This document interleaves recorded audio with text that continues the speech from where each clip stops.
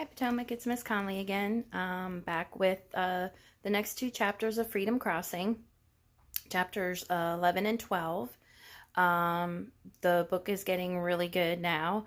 They're at the house of Amos Tryon. It's normally called Tryon's Folly, and they have a suspicion that it might be the place where the Underground Railroad fugitives are hidden.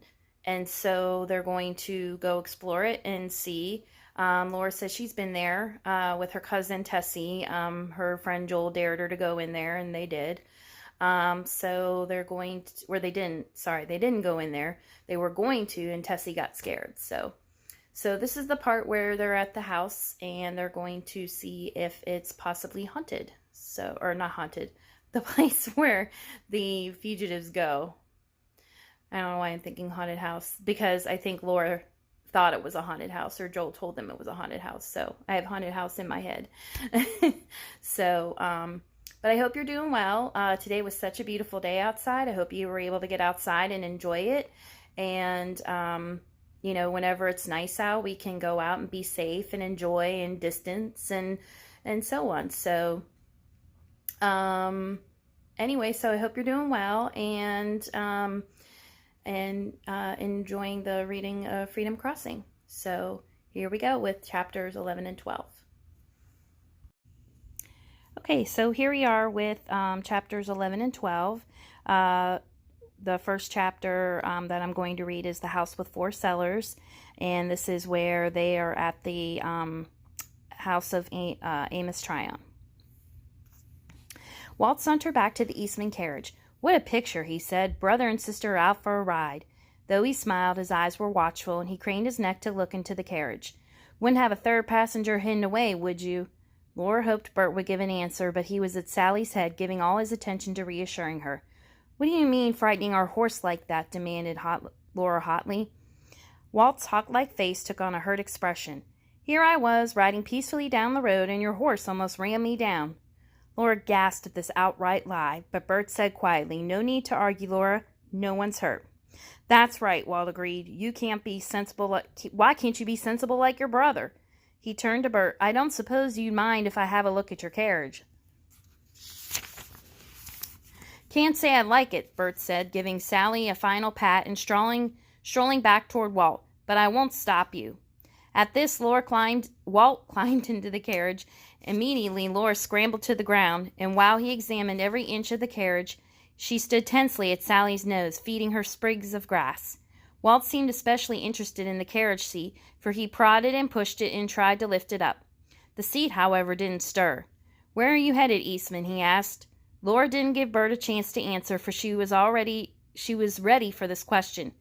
"Not it's your business, but I'll tell you anyway. We're on our way to see our cousin Tessie, down the road a piece." A look of surprise flashed across Bert's face, but he recovered quickly. "We better be moving on," he said. "She'll think we're not coming." Walt looked from one to the other. "You're not fooling me. I know you're up to something, and I'm watching you until I find out what it is. If you're hiding a slave, I'll see to it you're brought to justice, even if it takes all winter." Laura kept her eyes on the horse. Walt had the law on his side.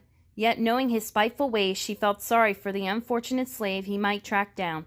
No matter what the law said, it couldn't be right to turn a boy like Martin over to such a man. Walt's face was dark with anger as he turned his black and white horse around in the road and sped back toward Lewiston. Laura returned to her place in the carriage. "Keep going to Cousin Tessie," she said abruptly. Let's make my little white lie come true." Bert protested, "But I want to go to Tryon's Folly. I have to find out if it's a likely place to take Martin tonight." Laura glanced up at him impatiently. "I want to go there, too." "You do?" "Yes, but Walt might come back to see if we're really going to Cousin Tessie's, so we better go there and then to Tryon's Folly." Bert looked down at her hands clenched tightly in her lap. "Walt got your dander up, didn't he?" Laura nodded. "He makes me want to fight." "Good." Bert lifted the reins. "Giddy up, Sally." Laura tried to recall what it had been like in the cellar at the Tryon house. "We'll need a lantern. I remember it was dark in that cellar, even in the daytime," she said. Bert chuckled. "You have changed." Laura squirmed uncomfortably. "I don't know if I've changed. I'm no abolitionist, but I don't want Walt to get Martin." I'm glad of that, and you're right about the light. We have a lantern. Pa always carries one on the back of the carriage, but I don't have any way to light it. We'll ask Cousin Tessie if we can borrow a few lucifers. If we won't have to explain why we want them, or do we dare tell her about Martin? Bert shook his head. No, I imagine she thinks the way Pa and I do, but I'm not sure. It's best not to get her mixed up in this. Laura patted the cushion on which they sat. Why was Walt so interested in this? A faint smile lifted the corners of Bert's wide mouth. Some people have a hidden compartment under their carriage seats. Do we have one? Not in this carriage, but there's one in the wagon Pa and Abby took to Buffalo. I wish we had the wagon now. It'd make it easier to get Martin through town tonight. He drove in silence a minute, and then he said, Maybe it's a good thing Walt stopped us. He won't be so suspicious if he sees me driving out this way tonight. He'll figure I'm just going to Cousin Tessie's again. Where will you hide Martin? On the floor, I guess. I'll put the lap robe over my knees, and he can lie under it. They made their visit with Cousin Tessie brief. In answer to her pleas that they stay for supper, they gave the excuse of chores to be done at home. As they once again reached the woods around Tryon's Folly, Bert gazed cautiously up and down the river road. Then he turned Sally onto the rough drive that led to Tryon's Folly. Laura did not breathe easily until the trees hid them from the road. She could not bear to think what would happen if Walt should see them riding up in this abandoned lane. When they were several yards into the woods, Bert jumped down and broke off a leafy branch, which he used to brush out the marks left behind them by the carriage wheels and the horses' hooves. Don't want anyone to notice that a rig turned in here, he explained. The lane grew fainter as they progressed. Bushes crowded close on either side, and the road itself was pitted with holes. Laura clung to the carriage lest she be bounced over the side. Finally, Sally came to a complete halt at the tree that had fallen across the road. We go the rest of the way on foot, said Bert. He stared ahead. Looks rough. Want to wait here? Laura climbed down. No, I want to see the place again myself. I was here so long ago, I can't remember much about it. Bert took the lantern from the rear of the carriage and went ahead. Laura followed closely, picking her way carefully in her thin shoes and holding up her long skirts so they wouldn't catch on branches and underbush. When they emerged from the cover of the trees, the first view of the house took her breath away. She'd forgotten how large and impressive it was. Covered with gray stucco, it was a long rectangular building 2 stories high. 2 chimneys rose above the peaked roof, one near the center of the house and the other at the south end. What a pity Mrs. Tryon never lived in it, Laura exclaimed softly. Then, with her eyes on the wall of the trees, she added, It would be lonely. I can see why she didn't want to stay here. A person could cut down some of the trees, said Bert. If it were mine, I'd make a clearing around the house and have a big lawn. Then I'd trim enough trees on the river bank so there'll be a view of the water. I always wanted to live by the water, he confided. You did? So did I. Laura's eyes met Bert's in a brief moment of complete agreement. She realized they had been speaking quietly, though there was little chance that anyone would overhear them. The house was far from the river road and had no near neighbors. In spite of the fact that the walls of the house were solid and undamaged, the place had the look of a ruin because of the many windows that were broken. They'd have no trouble getting inside, Laura thought, though they might be cut by slivers of glass. Bert, however, took the direct approach. He walked boldly up the steps to the front door and turned the knob. With a slight creaking, the door opened, and he and Laura stepped inside. They found themselves in a large room. At their entrance, a bird flew out of a window, startling them. Feathers and bird droppings littered the floor of the room. Cobwebs laced the corners. Several dark objects the size of mice clung to the upper walls and ceiling. After staring at them for several moments, Laura realized with a shudder that they were bats. She hoped they would stay where they were. I don't feel right walking in like this. Her voice echoed in the unfurnished room. Joel practically sent us here, said Bert. Yes, I'm sure he meant for us to come, Laura agreed, and it isn't if we are going to hurt the house.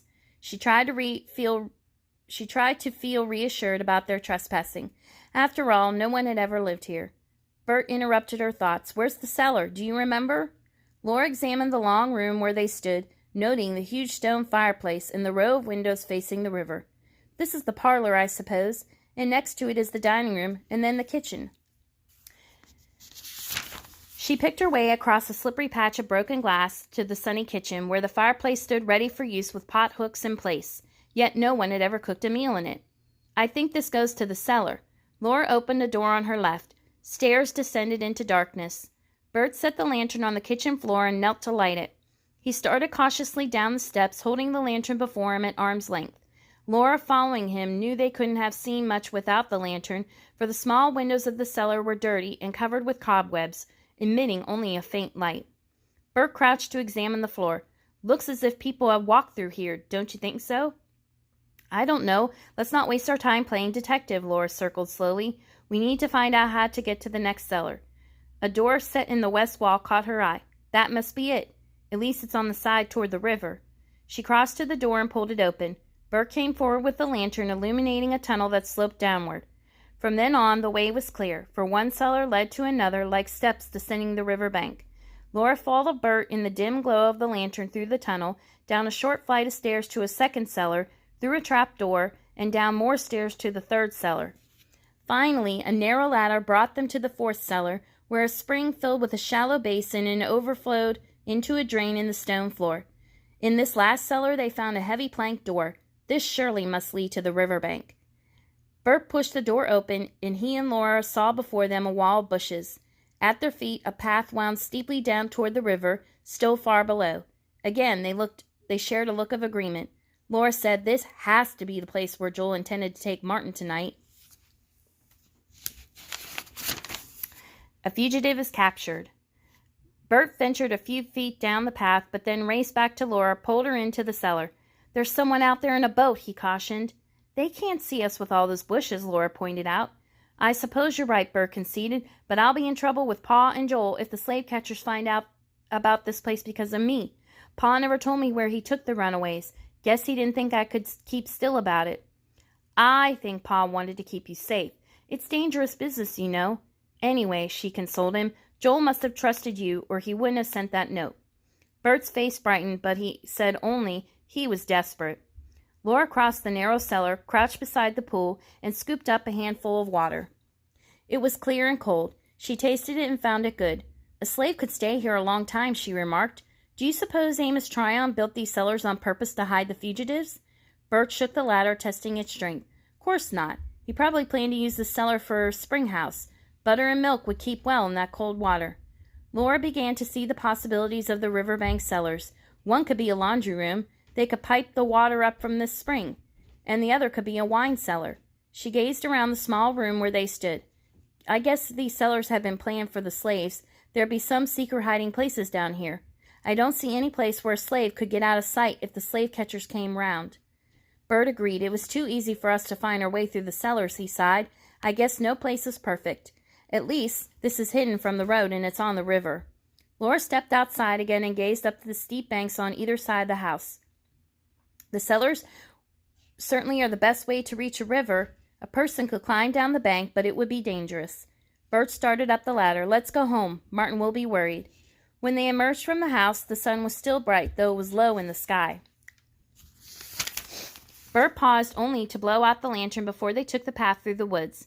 "I wish you didn't have to come back tonight," Laura worried. "I know I'd hate to come through here in the dark. Maybe Joel will come and I won't have to take Martin." "You'd be disappointed if you couldn't go," she challenged him. "Maybe I would at that. I think you and Joel and Pa aren't in this Underground Railroad just because of the slaves. It's an adventure." Bert glanced back at her over his shoulder. "You wouldn't understand. Pa says a man's conscience is stronger than the law. He says laws can be bad, like the fugitive slave law. Do you know the law says a catcher can swear any black he finds is the fugitive he's looking for, and the black hasn't any right to speak for himself?" He pushed down on the lane, muttering, "That old Henry Clay. He's to blame for getting the law passed." Laura thought of pointing out that Henry Clay wasn't the only person to blame. Rather than to get into an argument, she changed the subject. "I suppose Martin couldn't find this place alone?" "Of course he couldn't. In the dark? And it wouldn't be safe for him to be wandering around. The minute anyone saw him, they'd know who he was." Sally whinnied her pleasure at seeing Laura and Bert again. Laura ran ahead to see if anyone was on the road, while Bert backed the carriage down the narrow lane. The leaves rustled under her feet, making, she felt, too much noise. And what would anyone think, see her burst forth from the woods, with her hair flying and her bonnet hanging down her back? Slowing her pace, she slipped into the denser shadow of a pine tree. Here she stood motionless, listening for the sound of hooves or wagon wheels on the river road. all she heard was the creak and rustle of their own carriage on the lane, and Sally snort a protest at being forced to back so far. Encouraged, she peered around the tree and finally emerged boldly onto the edge of the road. No one was in sight. She ran back to Bert. "Hurry! The road's clear!" Remembering how he had removed their tracks on the way to Tryon's Folly, she snatched up a branch, and as soon as the carriage was again on the road, she whisked out the tracks at the entrance to the lane. "Jump in," Bert urged. "No telling when someone will come along." When they had been underway only a minute or two and were approaching Judge Stowe's house, when a horse or rider pounded toward them. "That was close," murmured Bert. Laura hesitated only a moment. Bert said to wait, but she figured just as much right as he to find... Oh, I'm sorry, I skipped the page. My bad. Whew, okay. The rider slowed his horse and shouted to them, "They caught a slave in Lewiston. I'm rounding up help to set him free." "Good," shouted Bert. When the rider had gone on, Laura asked fearfully, "Do you think it's Martin?" Bert slapped the reins. "Giddy up," he shouted. "How do I know? He should have been safe enough, provided he stayed where we left him. We've been gone a long time. Maybe he decided we deserted him, or maybe the slave catchers broke into the house and found him." Bert agreed with maddening calm. "It may be," was all he had said. Laura stared anxiously ahead. Perhaps this very moment Walt was taking Martin back to the master who had beaten him. "Can't that horse go any faster?" "Of course she can. She's the fastest horse for miles around. But if we go racing down the road, someone's going to wonder why we're in such a hurry and maybe follow us home." "Oh, all right." Laura sat back on the seat and yanked her bonnet into place on her head. "Are you going to try to set the runaway free, whoever he is?" She was so sure Bert would say yes. She wondered why she even asked, but to her amazement he shook his head. "Pa says we shouldn't draw notice to ourselves. We can do more good working in secret." On Center Street, the press of people became thick in spite of the wideness of the road. Bert jumped down from the carriage and, flinging the reins to Laura, called out, "Wait here." From her vantage point on the carriage seat, Laura could see her brother pushing his way through the crowd that poured up the street to the east. Laura called out to the woman passer-by, "Where's everyone going?" "To the Presbyterian church. They cornered a runaway slave there." The church was on Cayuga Street, not far from Joel's house. Laura pulled Sally to the side of the road in front of Mr. Josiah Tryon's tailor shop. Through the window, she could see Mr. Tryon working as if nothing were going on outside. The dark-bearded man who had been with him before was still there, standing near the window. If Mr. Tryon was a leader in the Underground Railroad, would he sit inside there with his back to the window? Yes, maybe he would. Just as Bert said, he wouldn't want to be noticed as a sympathizer.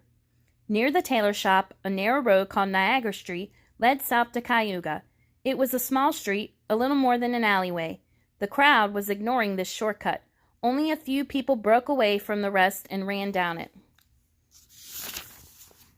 Laura hesitated for only a moment. Bert had said to wait, but she had just as much right as he to find out if the captured fugitive was Martin. She stepped down from the carriage, tied Sally to the hitching post. Then, with her skirt lifted above her ankles, she fled down Niagara Street. She ran until she was out of breath. Then she walked as rapidly as she could past Plain Street and on toward Cayuga. When she slowed down to catch her breath, she caught snatches of conversation from the others who hurried toward the church. "We ought to lynch them. Show those Southerners we know how to do it, too." Laura looked in amazement at the speaker, a gentle-faced man with white hair hanging over his ears in a fringe. "Those slave catchers have no business coming up north," the white-haired man declared. "Ought to give them a taste of their own medicine." Hearing this, Laura realized he was in favor of lynching the slave catchers, not the captured slave. She set her lips firmly together. What should a person think in these days? One thing she was sure of, lynching was wrong, no matter who the victim was. Okay, and that's the next two chapters of Freedom Crossing, 11 and 12. Hope you enjoyed them, and I will be back tomorrow with 13 and 14. Okay, see ya.